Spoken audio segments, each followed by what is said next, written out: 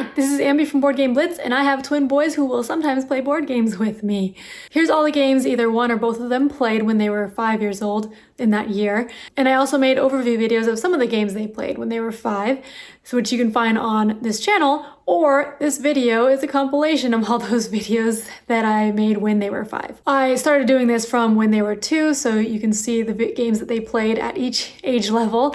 And I also have videos of some of their favorites from each year as well. So you can check those out after you watch this. Hi, this is Ambi from Board Game Blitz, and today I'm going to talk about Zoomino, a tile placing game where you're making little animals for children ages 4 to 7. I got this as a review copy from the publisher. So every turn, everyone in the game is going to have 2 of these different animal tiles that they pick from. Each tile has different colored backgrounds and different animal heads and bodies, and you're matching up heads and bodies. So on your turn, you're going to pick one of these and place it down in front of you. And then in future rounds, you'll be placing other ones on top, so you're matching up the head to a body.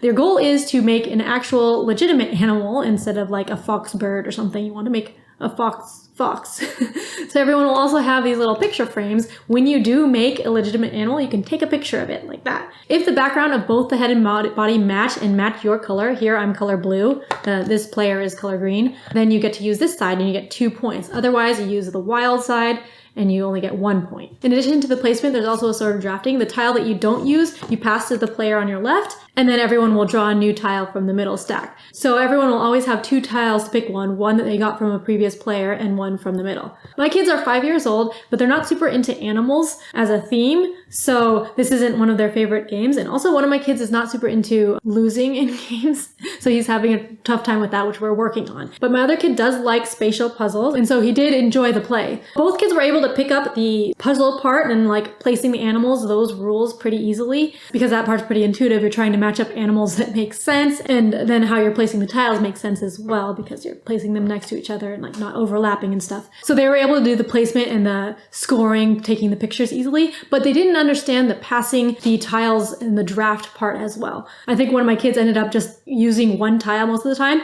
I had to moderate a lot and like make sure they would draw a new tile and pass the tile that they didn't use every turn, which was kind of hard when it's just me and 2 kids playing. But when it was one-on-one, me and one kid, then it was easier for me to moderate that. So the game does say for 4 to 7-year-olds, and I think with help, a 4-year-old could play it with the drafting part. It's just, for my kids, I think it was hard for them to understand that part, but with help, they can definitely do the drawing and like passing the tile that they're not using. But I think this is a really cute game. It's a cute puzzle with the animals. I actually lost the first game I played because I was trying to go for the double pointers, but my kid just did animals that weren't worrying about the background color, and then he got a lot of points from that. So if you like tile placement games, this is a good one for kids. And also, if your kids like animals, definitely, then the theme will go well for kids who like animals, which my kids aren't, for some reason, they're not into animals.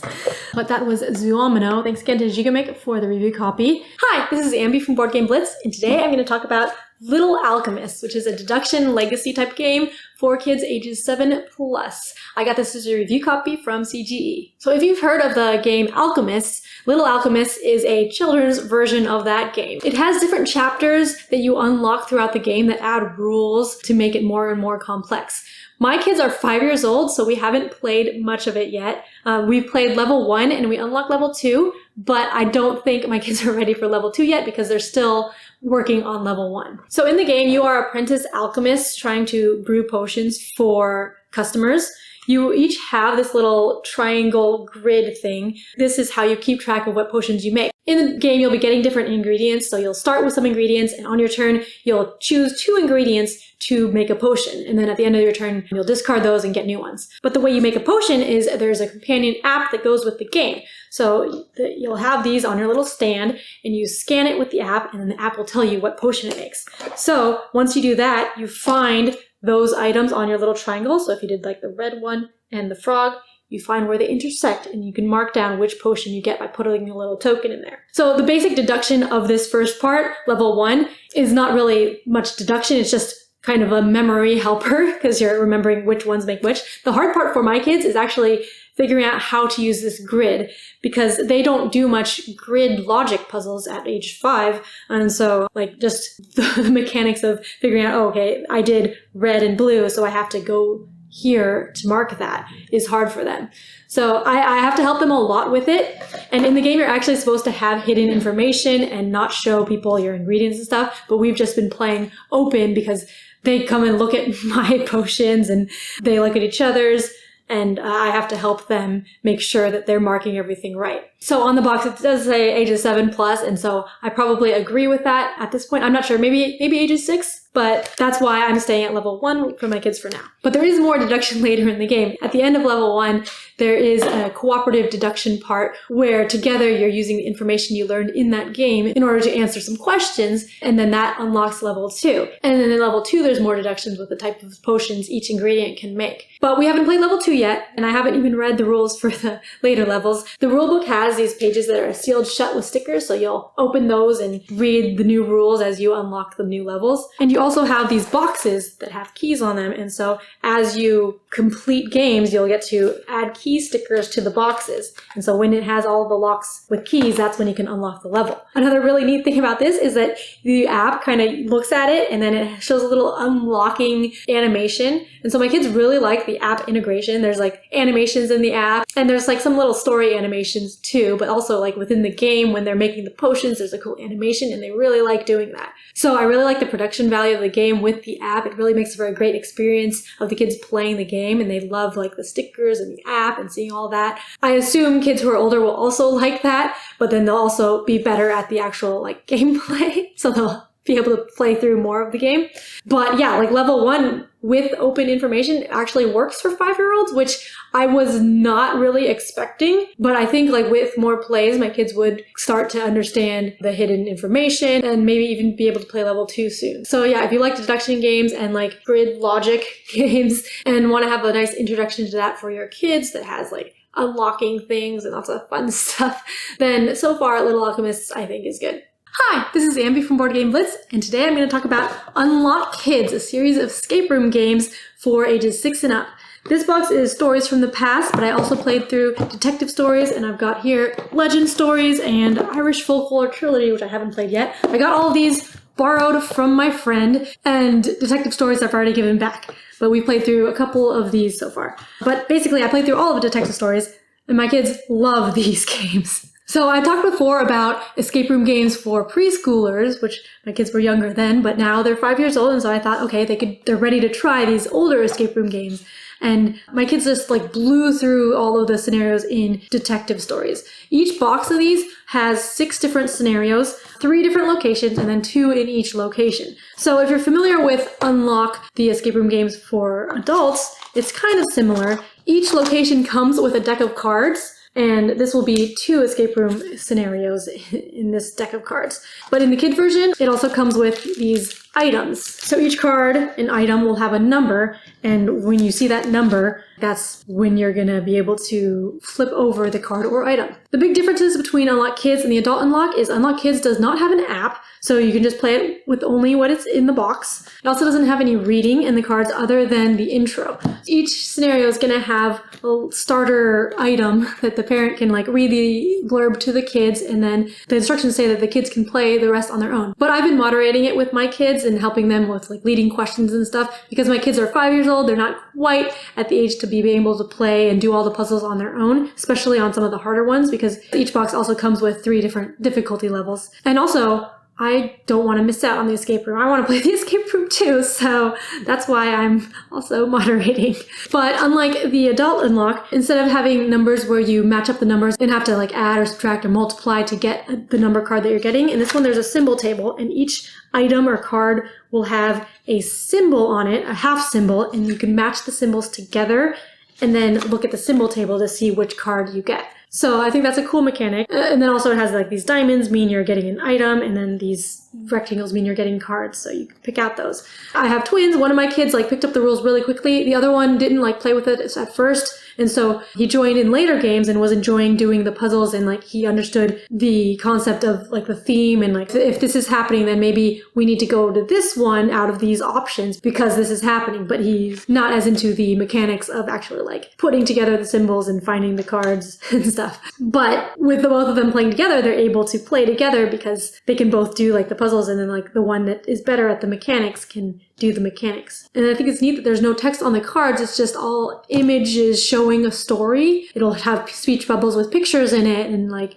you can tell what's happening just from looking at the pictures. So I found that like a lot of times my kids don't need that much help, but sometimes I will be helping them and just like talking through what's happening. I'll like, look, this person's saying this and we have these items. Remember, we have these items. What should we do?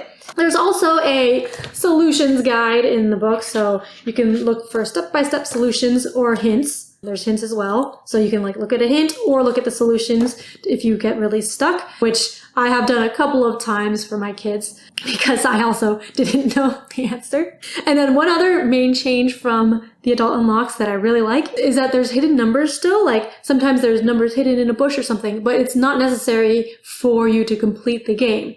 They're just bonus points. So you get a hidden number and then you can find that number and you get bonus points at the end of the game, and it's just like a little bonus. So to do the story and do the escape room, you don't need to see those hidden numbers. But my kids do still like finding those hidden numbers, and it's hard for them to find it on their own. So like if I see it, I will be like, oh, do you see something in the bush or something? And then they'll find it and get all excited. Maybe for older kids, it'll be easier for them to spot the hidden numbers. Just like with the original unlocks, these are also non-destructible. So you can do things like borrow them from your friend and then give them back so that friend can give it to their friend's kids, which is what we're doing and why we have all these unlocks.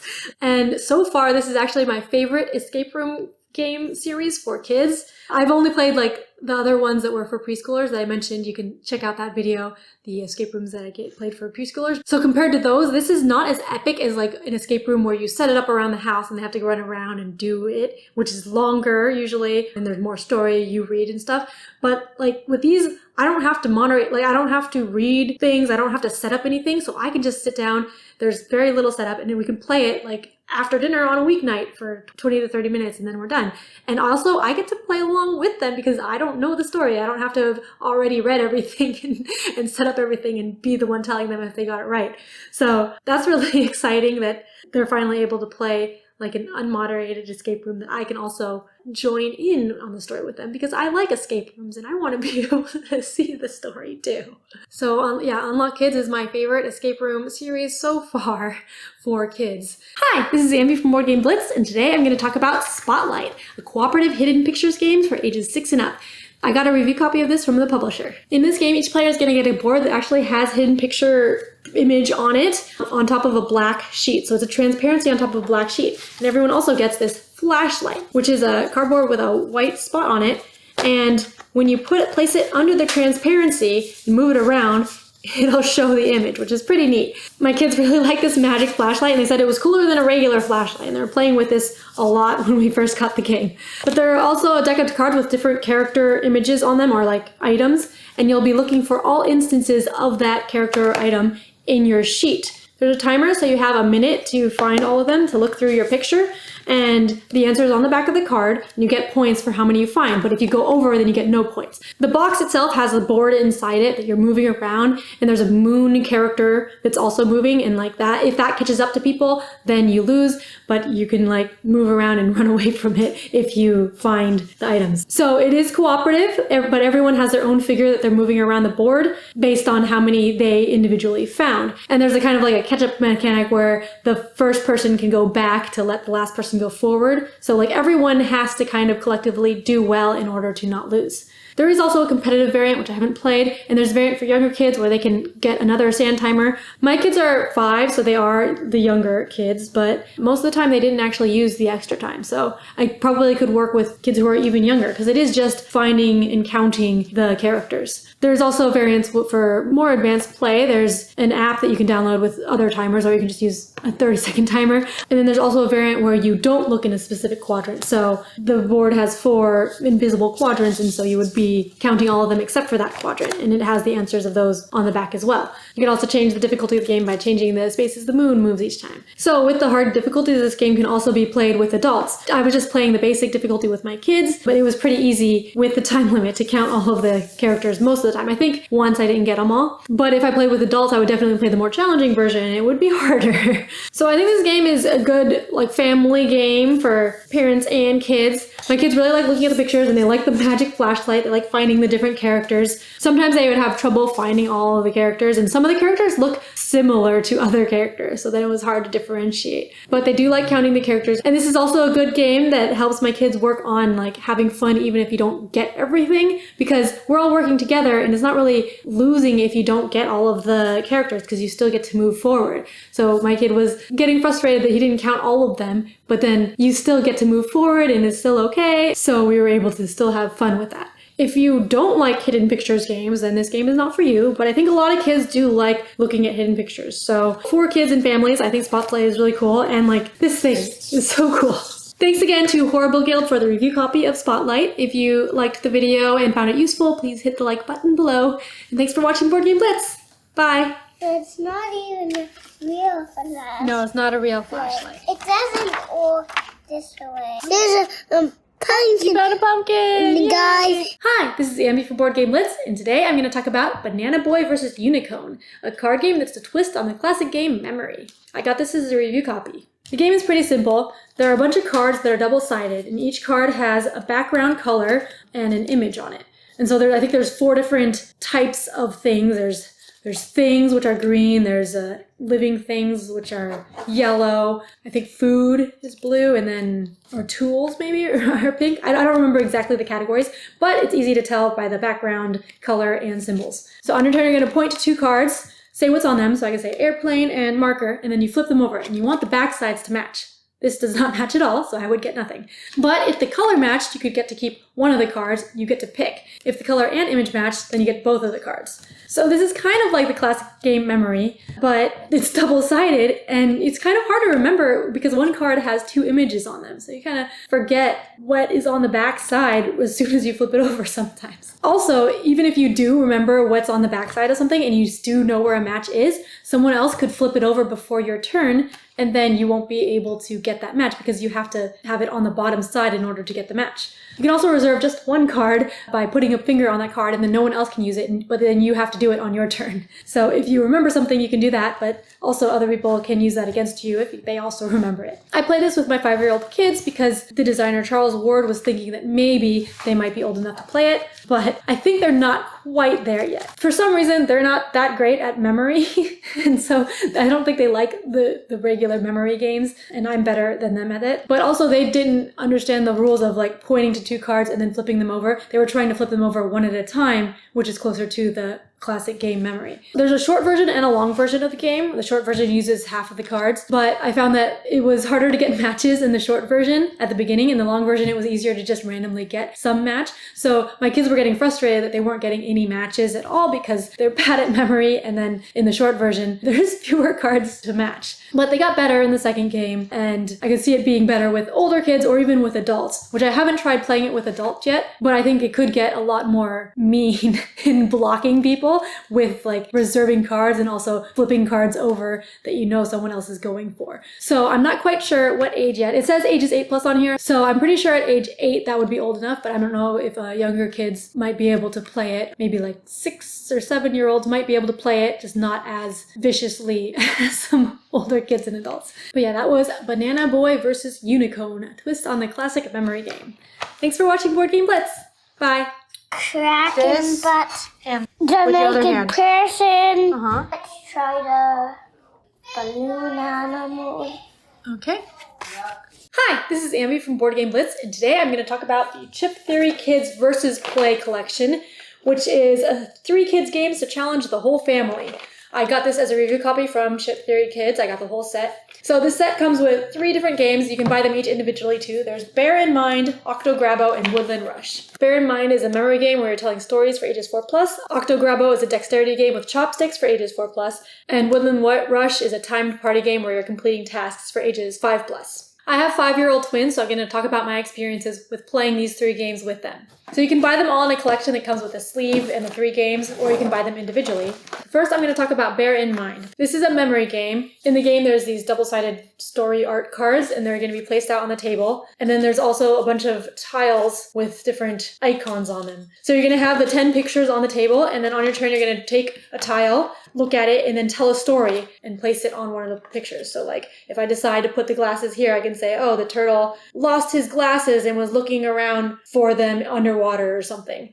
and then you put it face down. So after all of the places are filled with face down tiles, then on your turn, you're gonna roll the die and move the little bear along the track, and whatever space he lands on, you try to remember what object was there. So if you try to land here, you remember, oh, I remember he was looking for something. What was it? Oh, his glasses. And if you remember, then you get the tile and you draw a new tile to put it on. Depending on how long of a game you want to play, you can change the number of tiles you use, like from 15 to 25. But it's a nice, cute memory game with telling a story.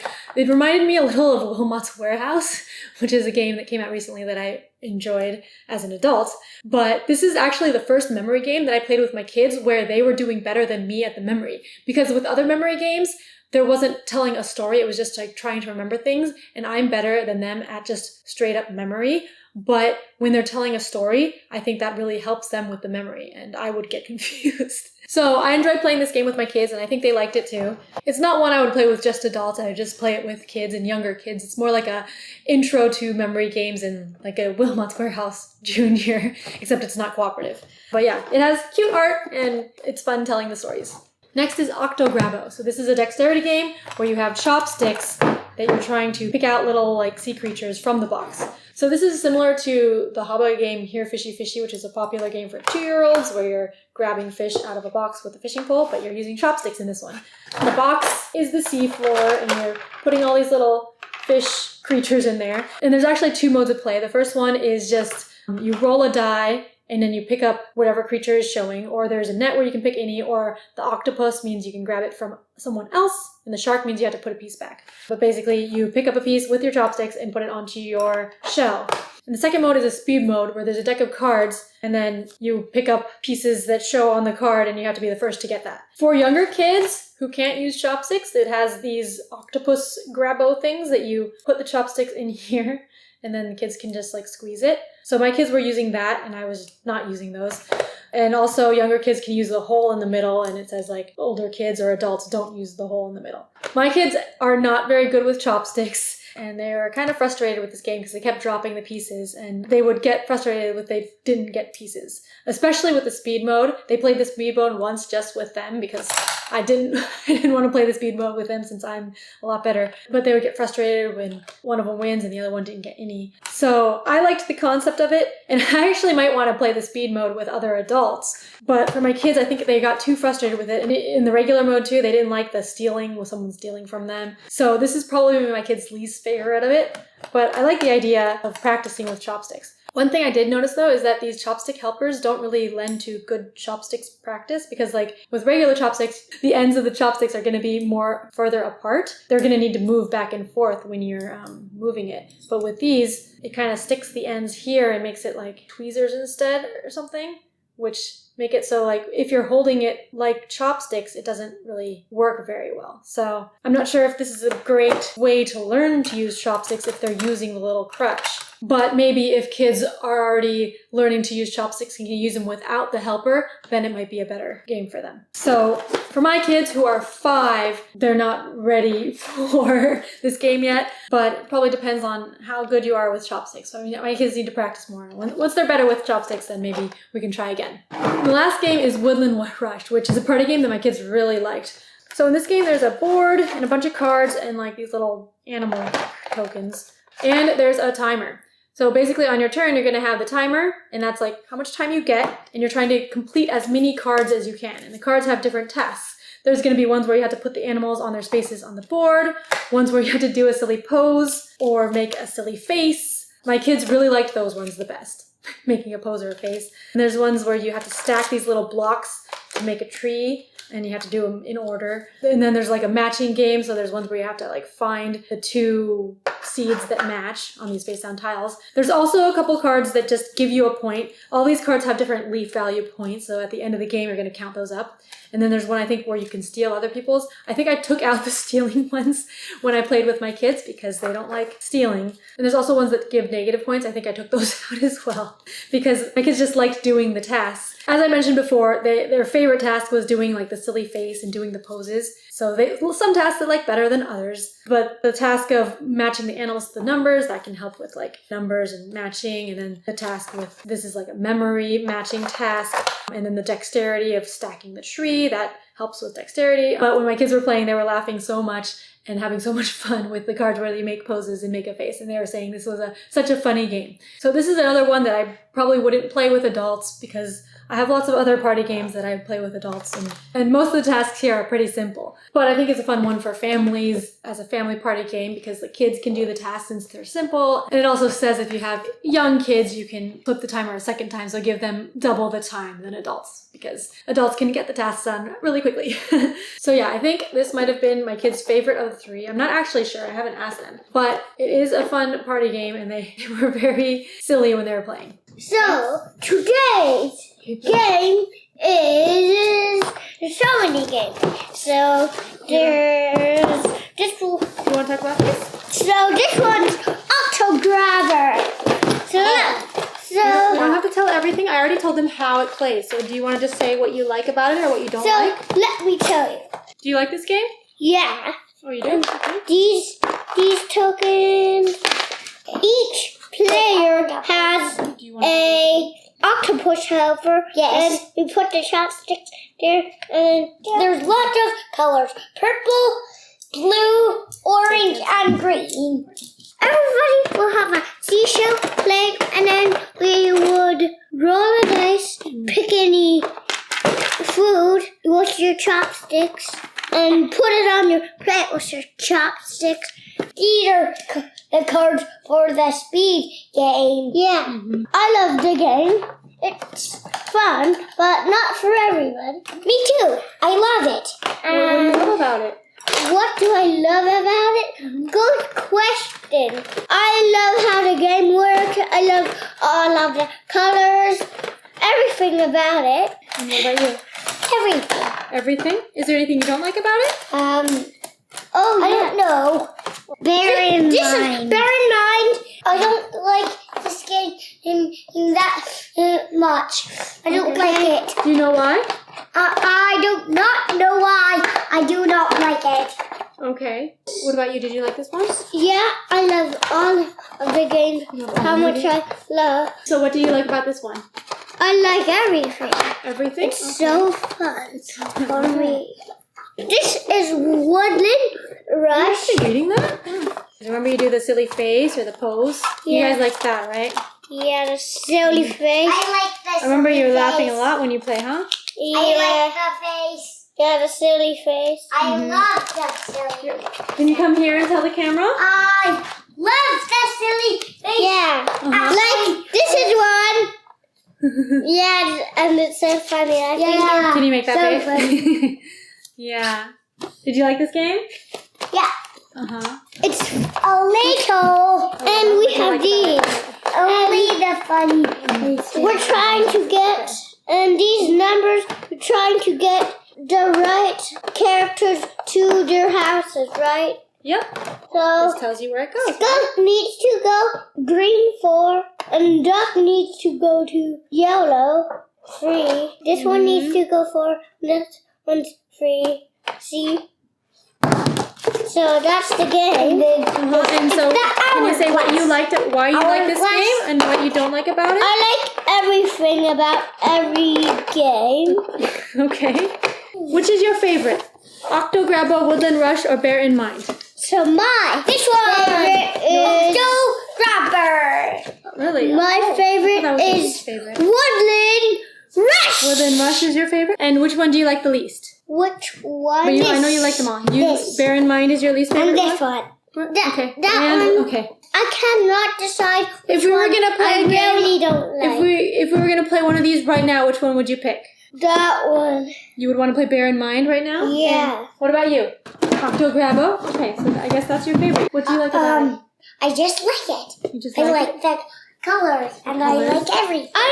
Okay. I don't know why I like every one of the games, but I know I like all of the colors. I love all of the colors. Hi, this is Ambi from Board Game Blitz, and today I'm going to talk about playing Monikers with my 5-year-old twins. So if you've heard of Monikers, you might know that it is not family friendly, but it is similar to the game Time's Up or the public domain versions Fishbowl and Celebrity, but Monikers is the game we have. The reason I played this with my kids is that one of my kids is super into Halloween stuff, and he saw this vampire on the box. He also liked that when you open the box, the vampire disappears. Also here, they become headless. So, yeah, not for kids, but my kid wanted to play. Basically, the game comes with a bunch of cards that have different phrases or words or names on them. And this is a team guessing game. But the game is played over 3 rounds. In the first round, you can say anything except for the word or phrase to get people to guess. And then in the second round, you use the same pool of cards. So you're going to be guessing like 40 cards or something, and people will kind of remember that. The second round, you can only say 1 word as a clue. And then the third round, you can't say anything, you're just acting it out, doing charades. And because you're using the same word pool, people kind of remember what it is, even if they're really hard words or phrases, or like things that would usually be impossible to act out, but then people can guess it just based on memory and like what you've used previously for clues. So it's kind of a mixture of charades and guessing games and memory. But when my kids wanted to play, they can't read, so they can't do the clue giving since they wouldn't be able to read the cards anyway. Also, I went through the whole deck to try to find words that they knew and are appropriate for them. And so I went through this whole deck and got like around 60 cards that I could use with them. So to play with them, instead of playing as teams, I just decided that I would be giving clues untimed. I would just give the clues and then they would guess. So I did around like 10 or 15 each time, and then I would do all 3 rounds in a row, and they loved it. They loved guessing. But then they wanted to give the clues themselves, which with Monikers for a couple of reasons. 1, they can't read very well, and 2, sometimes the descriptions on the clue cards aren't exactly family friendly either, even if the word itself is family friendly. So if they wanted to give clues themselves, we decided to make our own clues, which is basically the public domain game Fishbowl. They also really like making their own clues because they can pick whatever words they want and they can do things that they're interested in. So for example, they recently watched Wizard of Oz and they're really into Wicked, so one of my kids picked the Wicked Witch of the East. And the way we did this is they just started describing something. They picked something and then started describing it and I would guess. So they didn't even have to have a card for the first round. And then after that, I wrote down the Wicked Witch of the East. And then they drew a little picture because that's like a lot for them to read, the Wicked Witch of the East. That would take them a long time to read. So in case they can't read it, they have a picture.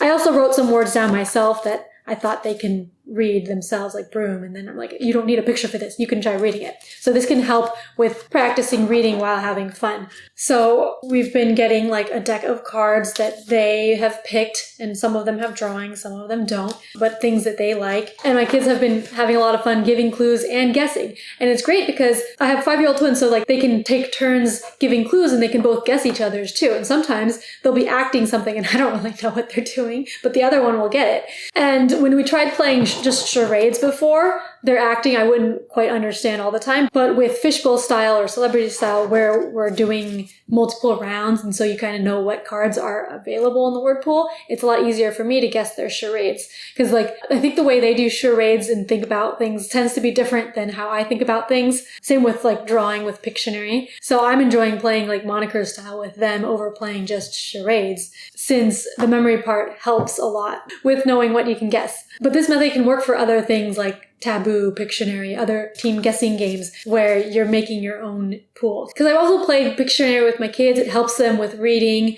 And I've just played like Pictionary where we just draw and guess and don't have a board and we aren't keeping score, which is, how we're playing Monikers now. And it helps them practice reading, which is really great. And they're also having a lot of fun. So you don't have to have like an actual physical board game product. You can just do the public domain games, make up your own words. For the cards, these are actually old business cards that I have. So you can use that or like index cards or cut up strips of paper or anything. But that will work for games like Monikers or Fishbowl or charades or Pictionary. And these are things you can play with your young kids learning readers. And this is something that lots of adults play as party games. And I think it's great playing it with kids too. So even though Monikers is definitely not a children's game, the box art caught my children's eye, and I managed to try to figure out a way to make it work with them, and they ended up really liking it. And they're saying that Monikers is like their favorite game now. So sometimes you don't need children-specific games to play games with your kids. If you have any stories like this of playing games that definitely aren't for kids with your kids, let me know in the comments, or other ways you modify games to play with your kids. And if you haven't tried playing games like this with your kids, then hopefully this was helpful for you and might inspire you to try. Thanks for watching Board Game Blitz. Bye. Oh, this game, Monikers. Oh yeah, Monikers. You said it again before me. That's okay. Hi, this is Ambi from Board Game Blitz, and today I'm going to talk about Mooki Island, a 2-player card game perfect for ages 4 to 10, where you're trying to collect more Mookies than the other. This is presented by Hachette Board Games USA, and I got a review copy from them. So the game is a card game with these really pretty double-sided cards that have Mookies. These are little creatures, and they have different suits. So there's a sun, leaf, moon, fossil, and seashell Mookies. 5 different types. And each card is double-sided and has 2 different ones. There's also a spider card, and these are bad. In the game, you're trying to collect the Mookies and get these trophies. These trophies are going to be in this little stand, just for fun. But each trophy has different star values, and these are like your final points. So you get the trophies if you have the most of that Mookie type, and then you get the points. On your turn, there's going to be 2 piles of cards, and you pick one of them, and then you look at both sides, and you decide which one you want and put that in your pile.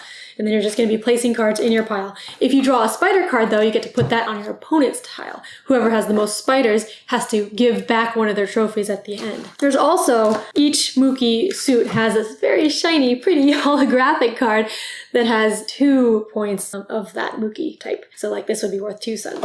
So basically it's a set collection. You're trying to get more than the other, but you can never look through the pile of cards that you've had. So it's a little bit of memory there. You're trying to see like, oh, this person's going for a lot of moons. I think they have this many moons, so I think I have more, and you're trying to get more than the other person. The gameplay is really easy. I played with my 5-year-old kid. Actually, one of my 5-year-olds will not play with me because he's scared of this spider. So the other one, they're both scared of spiders, but one of them will play with me because he says that spider is cute and it's not too scary. But the other one said he didn't realize it was on a card when he saw it on the box, and then he said it was too scary having it on the card. So he won't play. I wanted to see how they play it together with each other instead of just like me against them, but yeah, I guess I won't see that. But I think, yeah, this would be good for 4-year-olds because it's very simple. You just draw a card and then decide which side and then place it in your pile. And then at the end, they're counting up and they know, okay, I have more than you or you have more than me. There's also some strategy because these trophies are worth different points. So the sun and the moon are worth the most, and then the seashell and the leaf are worth the least. So you can be trying to get the ones with more points because those are worth more. So I actually enjoyed playing this with my kid, and the cards are really big and like have a nice feel. So just like the tactile laying of it is fun too. And also at the end of each game, which we keep forgetting to do, there's this poster that you fold out. It has a nice poster on one side, but on the other side, you can name the Mookies. So you're supposed to name 3 Mookies that you collected in that game. We keep forgetting to do it, but we did remember the last time we played. So you can name all the Mookies at the end, and that's a fun little bonus. So overall, Mooki Island is a fun little 2-player card game to play with your child, age 4 to 10, I guess. And on the back, it does say like, collect more Mookies than your mom or dad. So I think it's meant to play like you with your child, but I think it could also work with like 2 kids against each other because it is simple to play, but it also does have some strategy that makes it more interesting, I think, for a parent to play. So I enjoyed it. Hello! So today, we're gonna teach you about Mooki Island. What do I like about this game is I can show you. I like these shiny cards. There's lots of different shiny colors. They're all holographic. Holographic. I like these Anything holographic cards, and I like these. Now see these trophies. There's another thing that I like too. I like naming the cards. You like that? See, I named some of them. Those are the Mookies. Mm-hmm. Yeah. Do you like playing the actual game? Yeah. It's so fun. My name is Dracula the Vampire. Back to the game. I like all of the colors of the game. It's so colorful. I love it. Let me show you one of the things that I don't like that much. I mean, I'll show you one card that I'm fine with, but I don't necessarily like it. I am fine with this spider card, but I don't necessarily like it, but I'm fine with it, okay? Yeah, so that's Mooki Island. Hi, this is Ambi from Board Game Blitz, and today I'm talking about MicroMacro Kidz, a hidden picture mystery game for ages 6 and up. This is presented by Hachette Board Games USA, and I got this as a review copy. So if you're familiar with MicroMacro, then you'll know this is very similar, but for kids. The game is kind of like a Where's Waldo, but like a detective thing. There's this big fold-out map that has a picture of a city and like a lot of people on it. But the people are repeated, so it's all black and white, line drawing, and then there's people that will repeat throughout the city, and you kind of see their passage through time as you like follow along in their journey. So you're solving different mysteries. I've played this game with my 5-year-old twins, and they really like it, but you're solving mysteries like a lost hat or like a lost dog or child or stolen lunch or something. Things like that. There's no murder cases in this one because it's for kids. And the way you solve the cases is first there's an investigator booklet, and this has what the cases are. So there's all these cases, and for each case, it'll have like a description of what's happening and what you're trying to find. Once you find it on the map, you can point it out, and then the person who is reading the case booklet, which in my case is me, I'll flip to the next page and see if they're right. So to check if they're right, it has a picture, like a zoomed in picture of what they're finding. There's no grid on the map like in regular MicroMacro, but then it shows you a picture, which I'm not showing you now for spoilers, and then it tells you the next step. So each case has like 4 or 5 steps to find the actual solution. And then when you're done with the case, you can just fold it over and you'll be ready for the next case and store it like that. That's what I've been doing, which is really nice. This book is, I think, is really neat because I can just remember where I am in the cases. The cases also have star difficulty levels, so you can skip around in the cases if you want, but I've just been doing them in order. Also in this game, it comes with these huge tiddlywink things, semi-transparent green circles that you can place on the map when you've found something of interest. So my kids really like playing with these. They're actually like, they say they're green spectacles, like in the Wizard of Oz book. But you can place it on the map, still see what you covered up, and then remember where things were, which is really helpful. Because like if I played regular MicroMacro, it didn't have anything like that. And so we would just like try to remember where everything was and have our fingers pointing on there. I did notice some problems when I was playing with my twins, which is that the map is huge and they're both trying to lean over it. Similar with regular MicroMacro, it's hard to play with a lot of people. Usually with adults, I'll like it with like 3 people maybe. But with kids, at least with my kids, when they were both like trying to climb over the map and it got a little ripped, they both want to see the image, and it's usually just like one path. And so once you find the path, it's kind of hard for both of them to be seeing it at the same time. So I think at least for young kids, like just one at a time looking at the image would be easier, or maybe like switching off on each question. Also, because it's so big, it's hard for my kids who are small to like be able to see across the table. I had to keep like moving it. We also played on the floor once, but then they would climb on top of the map and then that would bend it. But both of them really love the game, especially because I had regular MicroMacro and they would always like pull it out and look at it. And I never like played the actual cases with them because that had murder and adultery and stuff. So the kids version, when we saw this, they're like, oh, it's like the MicroMacro game, but for kids, because look, it says kids. They were so excited to play it, and they're really enjoying it. And I'm enjoying it too, because I get to play along, because even when you're reading this book, it doesn't show you the answer until you turn the page. So you can play along until you turn the page to see the answer. So overall, I think MicroMacro Kidz is great for kids and families. The little improvements, like I love this book versus the cards in MicroMacro, and I love having these. I want those in like my regular MicroMacro game too. So yeah, I think they had some really good improvements. This being paper is a little bit flimsy for kids who are not super nice to components. My kids are 5 and it does say ages 6+. So maybe at age 6, kids are a little better. But yeah, other than that, MicroMacro Kidz is a great time, especially if you like hidden picture things and solving mysteries. This is MicroMacro. What I like about it, okay, what I like about it is these green things. I like the green things too. In the game, sometimes when I play it and look for the stuff, I do this. Yeah. Pretty cool. And me. I caught him. That's my super vision, you know. That's one of my favorite parts. I like the stories. I do this. I like all of the stories, you know. And I like the pictures in this whole big board. And I like how they're really hard to find, you know. I like everything about this. Yeah. I mean, sometimes I see sad stuff and get kind of sad. Oh, okay. I remember one. I think I have started somebody vomiting in the picture, and I was sad about that. I love this game. I love this game too. Hi, this is Ambi from Board Game Blitz, and today I'm talking about Zombie Kidz, a cooperative legacy game where you're trying to defeat zombies and lock them out of your school. The game says it's for ages 7+, but I've been playing with my 5-year-old twins, and we've been really enjoying it. The game has a double-sided board, one for 2 players and one for 3 or 4. And in the basic game, on your turn, you're going to move your character a space and then defeat any zombies in that space, or up to 2 zombies in that space. And then you're trying to lock the 4 gates on the outside, but to do that, you need to be on the same space as another player, and then you give a high five, and you can put a lock token on it. You lock all 4 gates to win. At the beginning of each turn, you're going to roll a die, and it shows a color or a blank space. A blank space means no zombie comes, but if it shows a color, then a zombie will spawn in that color room. So zombies are always coming out on every turn, and if you're too far away, you can't defeat them. And if 3 zombies go on a space, then you can't go on that space anymore.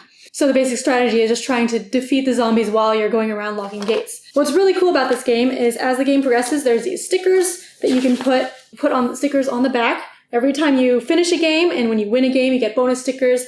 And there's also missions that you can do so to get more stickers. And as you reach certain levels on this sheet, you get to open envelopes. So there's a bunch of envelopes that come with it, and they open different secrets. So that's the legacy part. We've currently opened 4 envelopes so far, so we haven't gotten to the end. But the envelopes add some hero powers and zombie powers so far, and so like you put stickers on the tiles, and they do different things, and the game gets more complex. So the base level 1 game without opening any envelopes is very simple and can be kind of boring for older kids, I think. For my kids, who are 5 years old when we played it, it was great for them because it was super simple and they liked learning how to play and doing the high-fiving.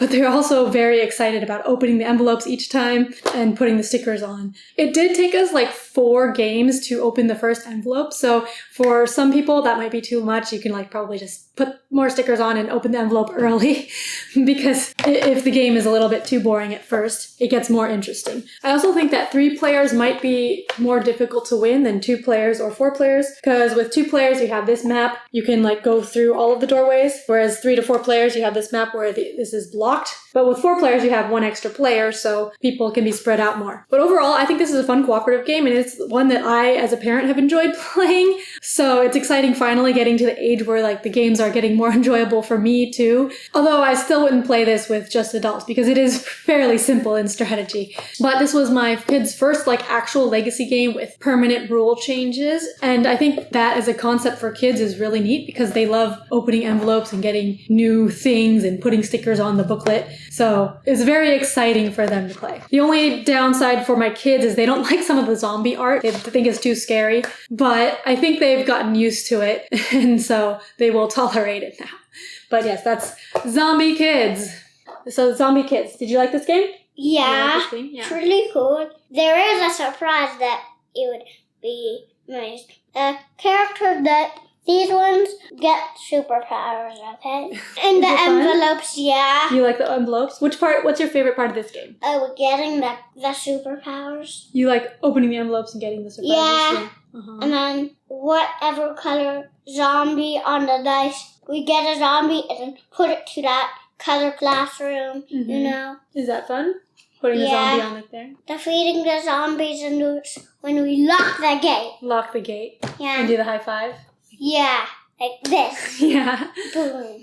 Or like, let's try again. Like a boom. Oh, boom. Oh. I don't know. Okay. We could do it. We could do that next time. Yeah. Like the magic fist bump. Like the magic fist bump. Is there anything you don't like about this game? Anything that I don't like.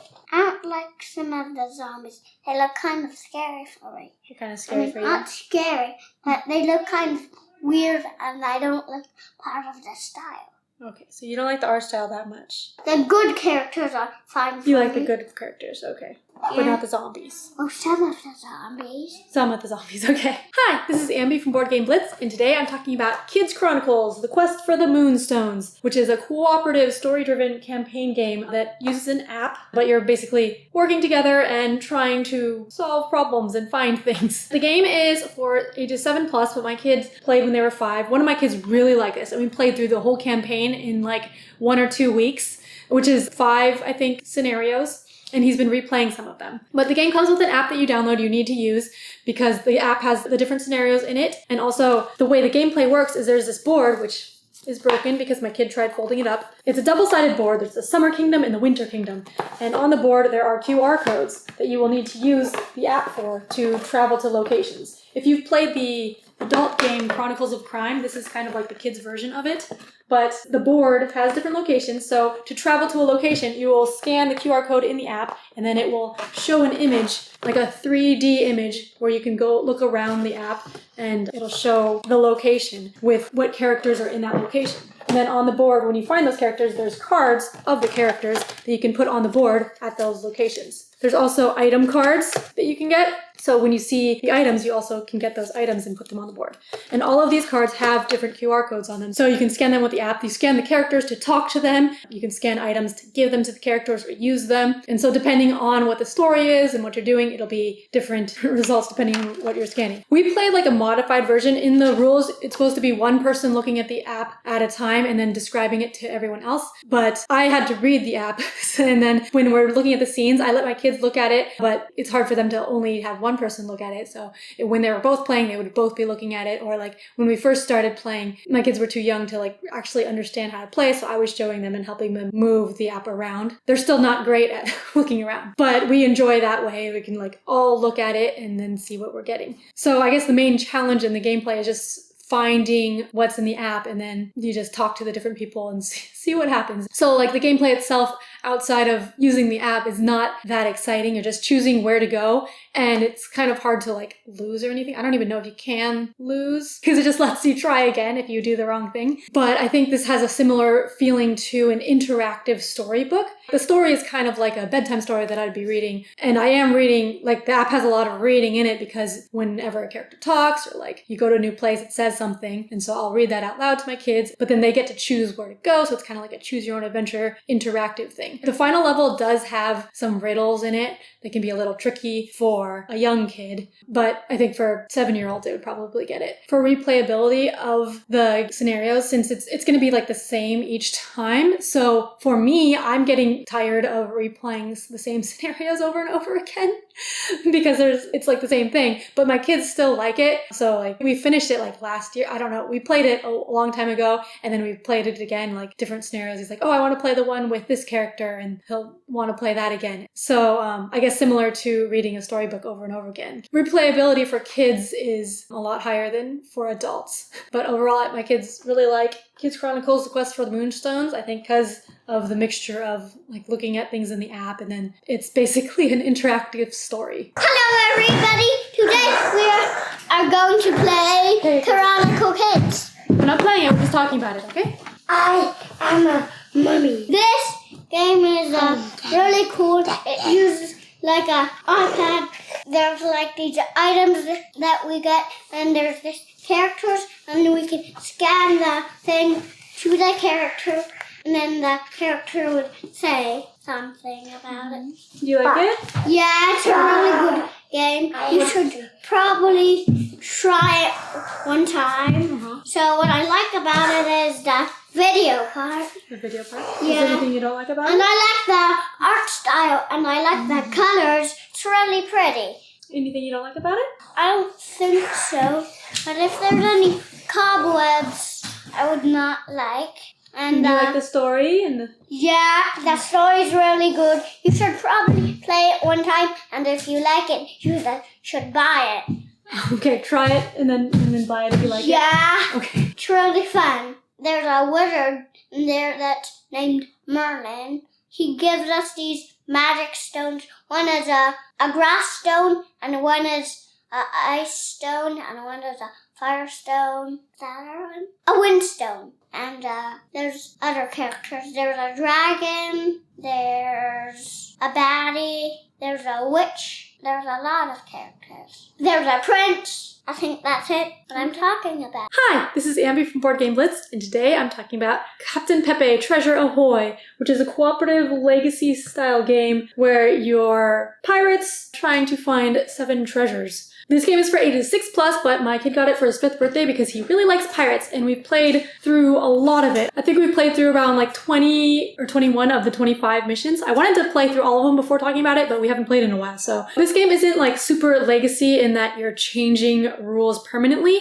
but it's more modular. The basic game is kind of an abstract game where there's this ship with different spaces on it, and there are 4 or 5 colored pieces on it, and on your turn you can move one of the pieces. And that's basically all you do on your turn. Well, as things open up and you get new things, like they're gonna change the rules. But basically you're trying to match up the colors to a certain color combination on the card. So like you want the yellow one to end up over here and you want the purple one to be here. But you can't jump over each other, so you basically have to move things out of the way to get them in the right spot. I actually like that base abstract puzzle, and when it's cooperative, it's kind of hard because kids will have one thing that they're trying to do and then someone else might move it out of the way. So when I play with my twins, sometimes one of them will move one piece and then the next person will move that same piece the other way and just undo what the person did.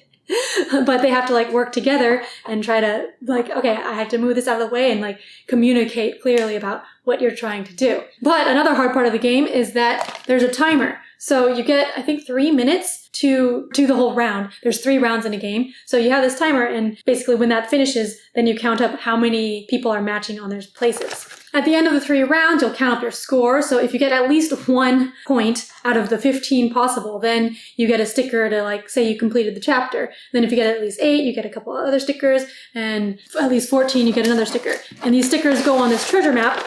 It's just for fun. It doesn't actually affect the mechanism. So these stickers don't affect the mechanism of the game at all. But then you get to like, when you read a new chapter, there's a storybook that has like the story of the chapter. There's also, I think, a QR code where you can have the narration read out to you online, but I've just been reading it to my kids. And then there's different sections in the rulebook for when you open treasure chests. So there's like 8 treasure chests in here, and then you open them when you reach certain chapters, which is just by, finishing one. But like if you do better in the chapters, you also get to get treasure stickers that you put in here, and those don't actually do anything to the story either. But these treasure chests that you open add different modules to the game. So with the different modules, they'll add complexities like new characters or like new enemies that go on here, and they block things. They add more things that you have to move out of the way, or maybe sometimes like one player can't move something, or like one of these characters can't move until something else happens. So there's lots of different modules, and then at the beginning of each chapter, it'll tell you in the storybook what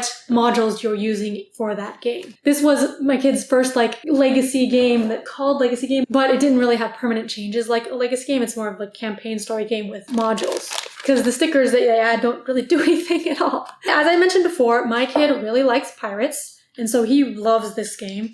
I liked the idea of it, and I liked it at first, but like this ship is really cool, but like the way you show like which animal is trying to reach each which is like by these oars that you're supposed to like put on the side of the ship, but they don't balance very well. And when you're moving real time, trying to move quickly, you'll knock the oars over and then you can't really see where you're supposed to go. So I found that very annoying, the oars, the setup and the fiddliness of that. And then also the real time adds a lot of stress, and that can be difficult for young kids. So it also, as you get in later levels, there's a lot of different modules that you have to kind of remember because you're only using a couple at a time. So you have to go back in the rulebook and look up the module. So the setup and getting ready for each game can take a while. So I personally don't like this game as much, but my kid really likes it. And like, I think the theme, although like the game isn't super thematic, I think, but there's a story and like the components make it more thematic for kids. And so yeah, my kid loves pirates, and so he loves this game. He doesn't even want to get rid of it when we finish the campaign, even though we have so many games that we need to get rid of. So yeah, if you have a pirate loving kid, then I think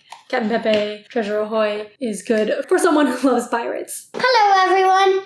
Today we are going to play Capt'n Pepe. So this is about like pirate animals basically. And what I like the stickers, I like the story, and I like how there gets more and more stuff. I like how the crowd works, where it goes on to a character. I like how the ship is 3D. Is there anything you don't like? Anything that I don't like?